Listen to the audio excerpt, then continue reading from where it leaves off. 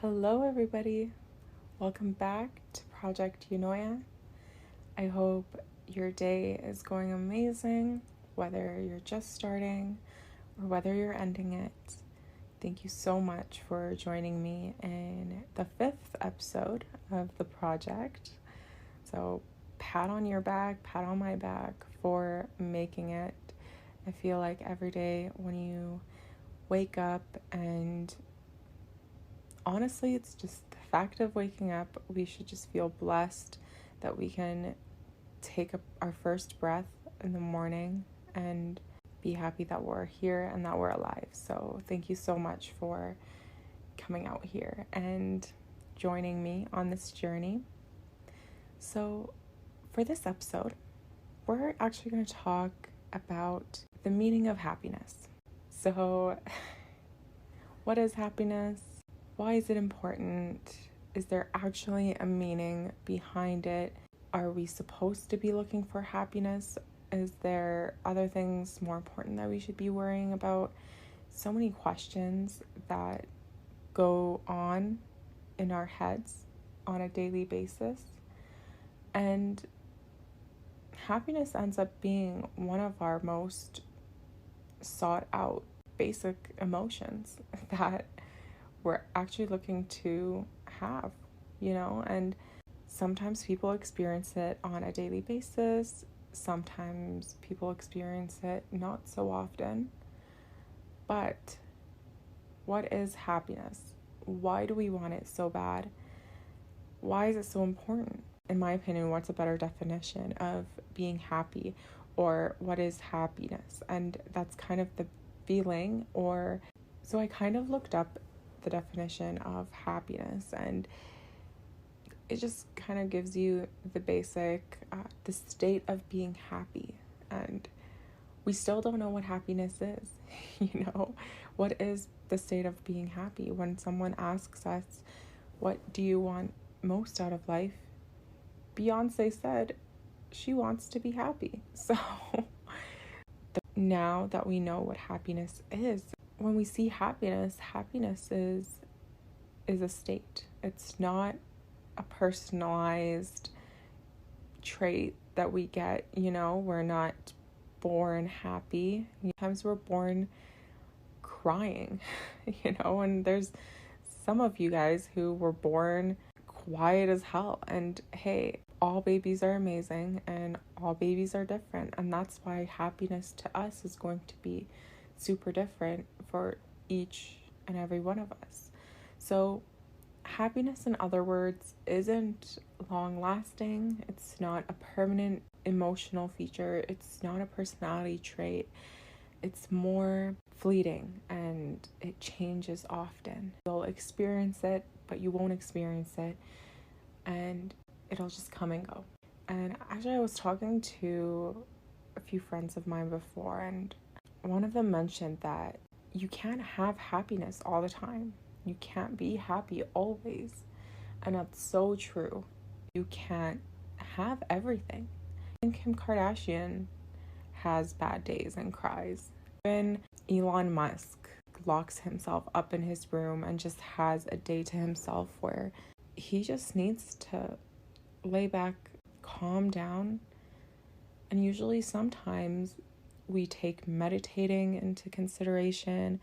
We go for walks, we exercise, we do a few things to help us feel a little bit better. And so that's what we all usually think of when we want to be happy. We do something about it, right? So, which is true, you do something to feel happy. It is not long lasting, and it's not something that just comes with you. It's not a personality trait. Happiness is not usually confused with like ecstasy, bliss, any like intense feelings. For example, like when you're on Molly, you're happy, but do not confuse it with happiness. And that's the reason why you shouldn't be doing drugs often and falling into that hole of drinking alcohol constantly when you have nothing else going for you. Happiness, our own way, we're all trying to be happy. So generally speaking, when we think of happiness, we characterize it as a feeling of general satisfaction, positive emotions, feeling like being in a good mood, feeling enjoyment. But the thing is, we really have to differentiate between pleasure and happiness, right? So happiness, while it's not really a permanent state, it's more of a stable state. We have to make sure we can actually differentiate between what is happiness and what these positive emotions that we're feeling are. Because you could also feel pleasure and not be happy at all. And how to kind of understand is that happiness is not usually a permanent state. It's more of a stable state than pleasure. And it usually sticks around for a lot longer, or just like a few moments at a time, where pleasure comes and goes, and it can come and go in seconds. Pleasure does contribute a lot to happiness, but happiness really does enhance and deepen our feelings for pleasure. So they're both mutually exclusive, but you really have to understand that just because you're getting pleasure in any sort of way, whether it be drugs, alcohol, sex, anything, it does not mean happiness. Okay, so moving on. There's a really distinct line between them. And then when we go back and be like, okay, so what is happiness? If the pleasure I'm getting out of life, it does not actually equal to happiness, what does happiness mean? So another one that we have to understand is, because not all the pleasure in life equals happiness, we have to find happiness in other things. And so there's another word, and that word is meaning. So happiness and meaning really are also different, and we usually don't confuse those two for a very good reason. And with meaning, unlike happiness, it's not a fleeting state. It doesn't just usually come and go. Sense of purpose, it's what you're contributing to something greater than yourself, right? So what is your meaning in life? There's a lot of things that can be related to happiness, but not meaning. And we really usually confuse a lot of the things, like feeling healthy, feeling good. So that's why when people get older and they still feel like they're the same, when you turn 16, when you turn 20, when you turn 28, when you're finally almost 40, sometimes people don't find themselves until they're 50. It has a lot to do with getting to know yourself, understanding you are wise, you're creative, and even though you are anxious as a person, there's so much for you that life has. So differentiating between happiness and meaning. With meaning comes happiness, but with happiness, it doesn't bring you to understand what your meaning in life is. So the thing is, a really good example of this is helping people. So helping people is usually linked to meaning and not happiness. So when we say that, is really important, because a lot of you are going to think that, oh, so should I not help people? Should I not do this? Should I not do that? Because I just want to be happy. Let's say you help somebody. A lot of the time, you can't help yourself, but a lot of people come first. There's a saying by Roy Baumeister, if I said that right. He said, humans may resemble many other creatures in their thriving for happiness, but the quest for meaning is a key part for what makes us human, and uniquely so. So usually, unlike happiness, meaning is kind of your purpose in life and the feeling of what you're contributing on a daily basis and what's greater for yourself. Because happiness, as we said, it's just like a fleeting state. right? If you get a new Mercedes, you're going to be so happy. But think 5 years from now, are you still going to care about that Mercedes? Is it still going to bring you happiness? Who knows? Yes, and who knows? No, right? So those are just more fleeting responses to happiness. So when a lot of people say money can't buy you happiness, I usually disagree, because money can buy you happiness, because happiness is just a temporary emotion. Anything can buy you happiness. Sex can buy you happiness. Money can buy you happiness. That new dog that you see on the street can buy you happiness. Like, anything can buy you happiness, but that happiness is never going to stay. It's never going to last, you know? And that's why there's a lot more meaningful things that you can do to find that meaning in your life and become more happy overall as a person. Usually, because happiness is usually more related to being a taker rather than a giver, you know? A lot of people who are happy, they get things, whether it's a gift, whether it's a massage, you're happy when you get it. But when you look for meaning is related to being more of a giver than a taker. You know, usually people find happiness in just helping people. That's how you find meaning, and that's how you find true happiness. True happiness is what we really need, and that comes from meaning. You know, we don't want the temporary happiness, right? True happiness is what actually helps us. In most cases, when you ask someone who is truly happy and finds their life meaningful, have a more positive impact than a negative impact, right? So rather than the products that you have on the shelf at home that give you temporary happiness, the relationships around you are what bring you true happiness. A lot of the time, we can say that happiness and meaning can overlap and they can be mutually exclusive, but do not confuse them. Do not bring happiness before meaning. You need to find meaning in order to have happiness. So I went on Google, and of course, Google's our best friend. And I looked up what the meaning of happiness was. And there's two different types of, or theories of happiness. There's the hedonic happiness, and it's kind of like for your well-being. It's an experience for more pleasure and less pain, high positive effects, low negative effects, and it's more of a cognitive component and a satisfaction with one's life. The second one is eudaimonic happiness, and that's the pursuit of an attainment of life purpose, your meaning, as we were just talking about, your personal growth, getting to know yourself. That's the happiness that we get out of finding the meaning in our lives. They usually say hedonic happiness, we want eudaimonic happiness.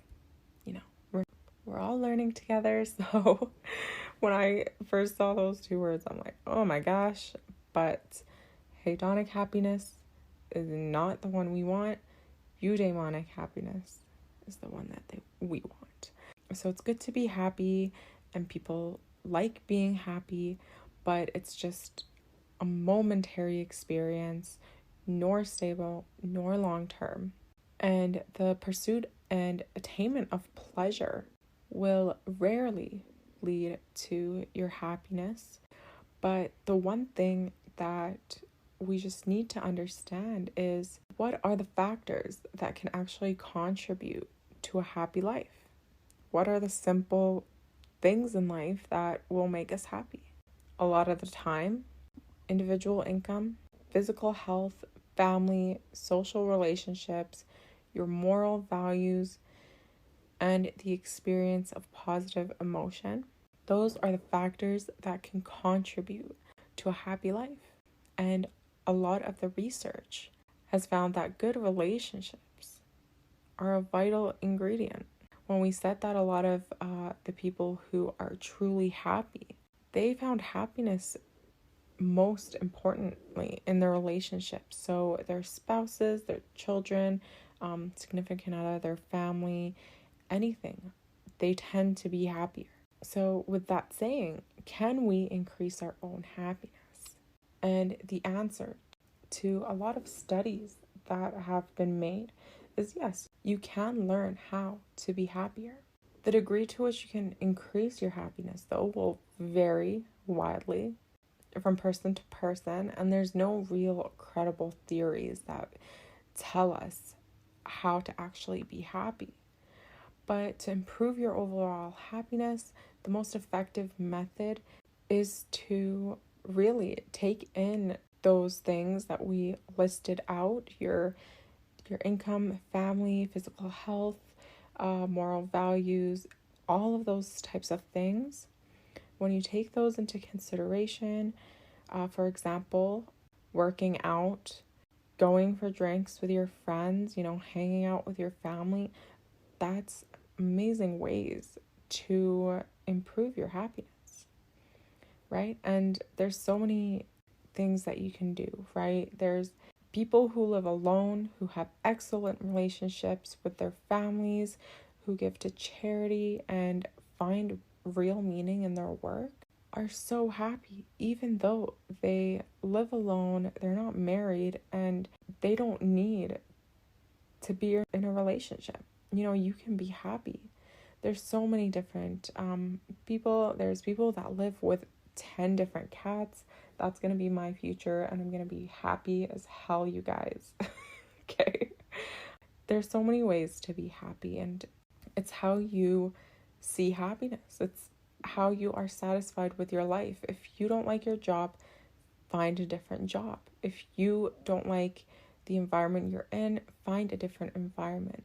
If there's toxic people in your life, get rid of that toxicity. The thing is, in the recent episodes, we talked about how a lot of the time it starts with us, and it really does start with you, because if you are experiencing, let's say, a hard life, bad things keep happening to you, there's a lot of people around you that are literally affecting you in a negative way, really bad relationships, you just need to provide like a buffer or protection against all of that, against all the mental illness that comes with that.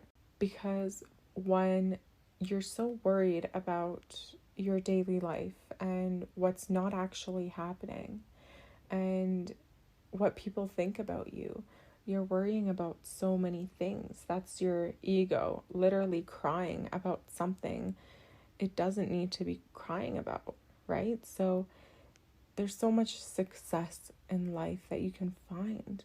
A lot of the time you can go find YouTube videos, that are amazing to watch. There's podcasts that you can listen to that will really help you. There's books that you can read. Self-help books are amazing. The word self-help, or those two words in one put together, is not a bad word, you guys. Read the books that bring meaning to your life. I remember this one time, my old manager, he bought me a book, and I always wanted to read that book, and when he was moving to another store, he got me that book, and I was like, that was the first self-help book I've ever, The Subtle Art, and it changed my life. To be honest, I gave it to my little sister. I'm trying to give it to like literally everybody. You just really have to look within yourself and not the things around you. Usually a lot of people say happiness is nothing more than like a sick joke, No one cares about me. what we've always hoped for no longer exists, especially with the society that we live in right now. There's so many terrible things that are happening in this world. The one thing that you kind of have to understand is, what are you going to do about it? Find your meaning in life. Find that happiness within you. Do not find it. And you should not come and go.